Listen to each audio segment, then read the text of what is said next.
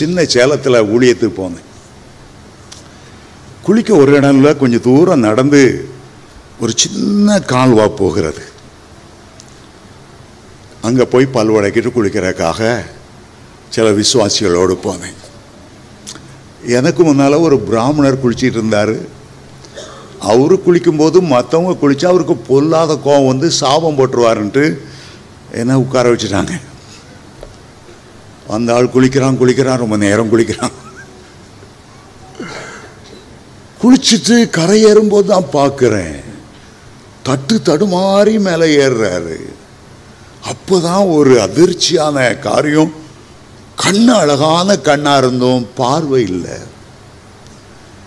பக்கத்தில் உள்ளவங்களை பார்த்து கேட்குறேன், ஏன் அவனுடைய கண்ணு குருடு மாதிரியே தெரியலையே, ரொம்ப அழகான கண்ணாச்சு, ஏன் தட்டு தடுமாறான், ஏன் இப்படி குருடையும் போல இருக்கிறான்? அவங்க சொன்னாங்க, இந்த பிராமணர் இங்கே வரும்போதெல்லாம் சூரிய நமஸ்காரம் பண்ணுவார். சூரியனை உண்டாக்குனவரை நமஸ்காரம் பண்ண வேண்டியதானே.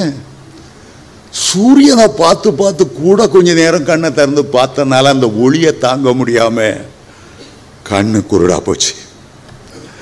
பக்கத்தில் இருக்க சூரியனையே நம்மால பார்க்க முடியல.